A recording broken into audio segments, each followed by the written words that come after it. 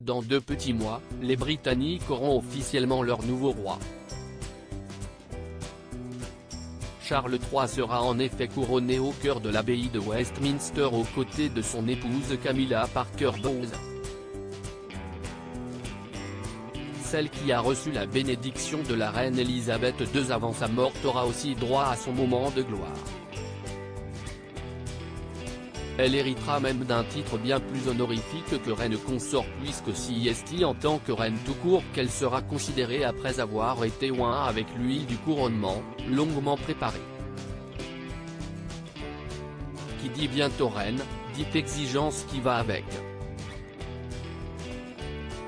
Pour que l'événement soit à la hauteur de ses attentes, Camilla Parker Bowles a imposé une condition aux organisateurs et à son mari, la présence de ses petits-enfants. Lola et Elisa, 15 ans et Freddie, Louis et Gus, 13 ans, devraient même occuper une place centrale le jour J. D'après The Times, Camilla Parker Bowles aurait demandé à ce que ses 5 petits-enfants jouent un rôle déterminant dans le couronnement, celui de porter l'huile sainte qui servira à couronner le nouveau roi, un rôle normalement tenu par des duchesses. Les petits-enfants de Camilla ne sont pas les seuls à être promis à une tâche très importante.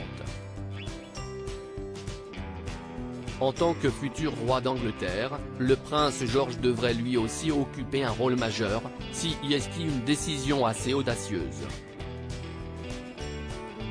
Un autre exemple du roi et de la reine consort qui n'ont pas peur de bousculer un peu les choses pour refléter les réalités de la vie moderne, dont la famille recomposée est un élément central.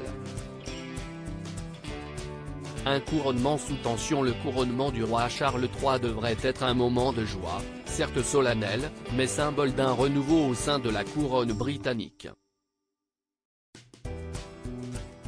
Malheureusement pour le futur roi, lui qui a dû s'imaginer l'événement tout au long de sa vie, n'aura peut-être pas droit à celui dont il a toujours rêvé.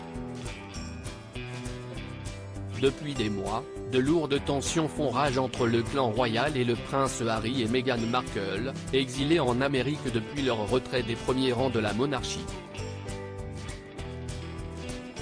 Le couple Sussex a ouvert les vannes des critiques et des reproches depuis son départ, soulignant le manque d'empathie et de soutien des membres de la famille, le racisme présent au sein du palais et les coulisses des discussions houleuses entre Harry, son père et le prince William.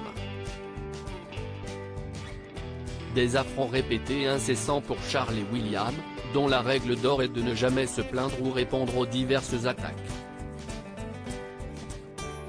Si sa présence est souhaitée, le prince Harry pourrait ne pas assister au couronnement. Charles et William ont refusé de présenter leurs excuses au duc de Sussex, condition qu'il avait apparemment imposée pour acter sa venue.